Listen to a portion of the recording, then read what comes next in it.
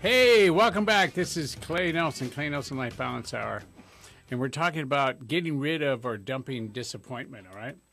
And the main thought really today has been, like disappointment is really kind of a part of life, you know? You have expectations, they aren't met, you set goals and you reach those goals, and in reaching the goals you're going, well, let me see, that didn't make me any happier.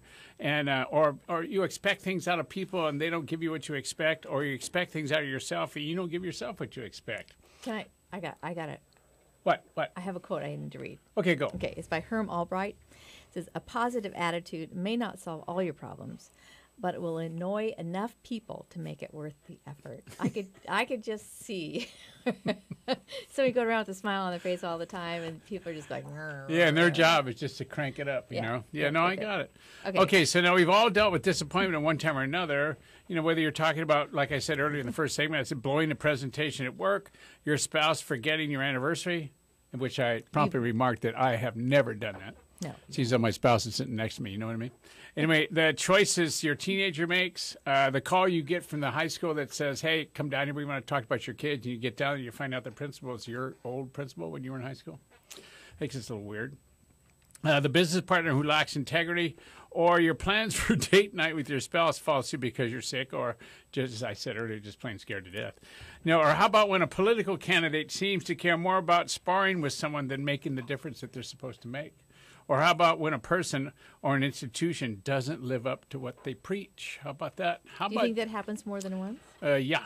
Or how about when we're disappointed? It can really hit hard. So what can you do? How do you deal with disappointments you've encountered? Now, we have somebody on the phone over here, don't we? I see the light lighting. Who's there?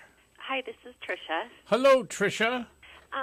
Susan touched on this at the beginning of the show when you were introducing it, and I wondered if you could maybe expand on it a little bit more, or just comment, because I think it's part of my problem when it comes to disappointment, and that is it possible that sometimes our disappointment is really about our expectations having been too high? Yes. Well, that bothers me to think about, because that means I have to lower my standard. I mean, that's how it feels to me. Okay. But you don't have to. You saying? I don't think that she would have to lower her standards. It's just maybe her standards would be different than expectations, I think. Yeah. So you wouldn't necessarily have to lower your standards, but maybe just not expect so much. Oh, no. How about this? How about plant the seed a little bit? So if people aren't getting to where you think you would like them to be or saying what you'd like them to say, maybe you could help them along a little bit in between your expectations. Oh, that's pretty good, wasn't it? You know what I mean? It's like everybody needs to learn and grow. I mean, many times, Susan has planted a seed, and I come back to her 2 or 3 weeks later, and I go, you remember when you said da-da-da-da-da? And she'll go, yeah. And I said, well, I got it. Took me a while, but I finally got it. Right? You know that? You know how it works. So it's really about patience? Is that what I'm hearing? It's about patience. It's about believing in people. It's about being able to forgive on your feet. It's about humanity. I mean, if you walk around thinking everybody's supposed to be perfect and meet your expectations everywhere, respectfully, you're playing too small. Can you hear that one? Yeah. You're playing too small. And if no one's meeting your expectations, maybe it's not about you're playing too big, but maybe you need to be a better teacher. Or take a look at what your expectations are. Get it?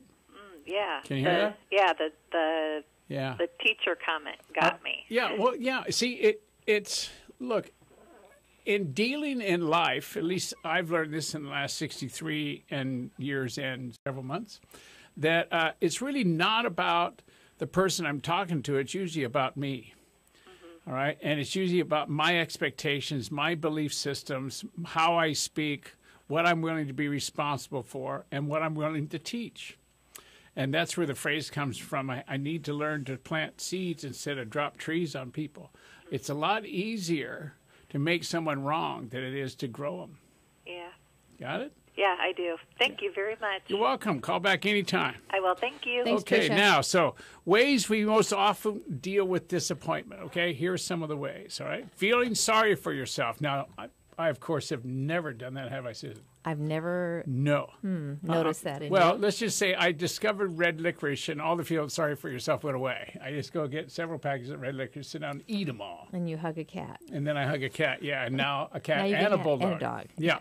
So feeling sorry for yourself, like why me, or why was it my child, or why was it my wife, or, how come I have to deal with this, we've all been victims of this, but think about the times when you've allowed yourself to languish or waller in for a long time in your own pity party. What happened? What happens when your own pity party? What happens? You get to a part where you don't even like yourself. And nobody wants to be around you. Nobody wants to be around you. You stay in the mindset far too long and eventually miss out on any new opportunity because you're so busy working really hard to be right that you're less than and unappreciated and the world is wrong. You miss out on what the world's got to give you. You miss out on the moment that someone says, I love you. It's like, sorry, can't listen to that. I'm pity party. Yep, sorry. Can't hear. Or you miss out on really hearing what's really being said, like a hug from your daughter or a hug from your son. Or your puppy dog walk up to you and say, excuse me, but I have to go outside now. And you get a lot more back if you don't go outside really quick, Yep. So being disappointed, how about this? In a math paper that your son or daughter brings home, and you're really just going off on them because the math isn't quite good enough, and you're so busy going off about the math paper, you miss the I Love You art project that they brought home from the art class. Now that would be a major disappointment. I mean, I want you To to know. both the child and then to you later. Oh, yeah. And I want you to know I've done that one. And, that one's really hard to go back and fix. And rarely do we go back and fix it. We just kind of chalk it up and wait for the next time something happens. All right, so now, and next thing that people do is we get depressed. So first we do go into pity party stuff, okay? You feel sorry for yourself. The woe is me. Why me? Why do I have to grow? Why can't someone else grow? That's because of anybody else. You have to. And then second is being depressed. This goes beyond the typical pity party because when you languish in self-doubt, worry, disappointment, and fear, and any one of the number of feelings that you can come up with, despair and feeling I'm going to feel this way forever, life is hard and you can get taken over by it. Life is hard. You have to sit around, eat worms, roll over, and die. What do you think? Ew. Pretty good? I mean, the dying part's okay, but can you imagine eating worms? I don't think so. Now, think about this. I mean, we are hilarious. Human beings are absolutely funny to watch, all right? We love drama. We love making life harder than it really is. We love being right, even if it costs us everything. Now, I've never done that in our marriage, have we? Pardon me, have I? Okay, No. Silence. That means I'm No. dead meat. Okay. No. We want You're good. we want everyone to feel sorry for us, so we walk around all bent over with one foot nailed to the floor. You know what I mean? I've seen you do that a few times in your workshops. Yeah. Yeah. It's like, oh, poor me. What am I going to do? Let's eat worms. You keep getting smaller and smaller Keep getting and smaller smaller as and you smaller get older and yeah. older.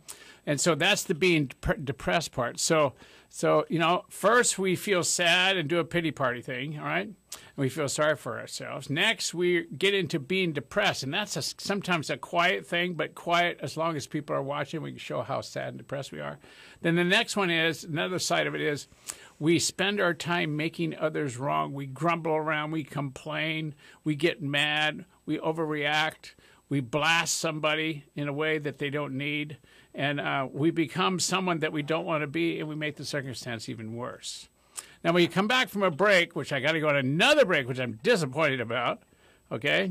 Although You're always disappointed about going on a break. yeah, I mean, I came here to talk, and they keep on to break me, man. We're going to talk about gossip and where it comes from, okay?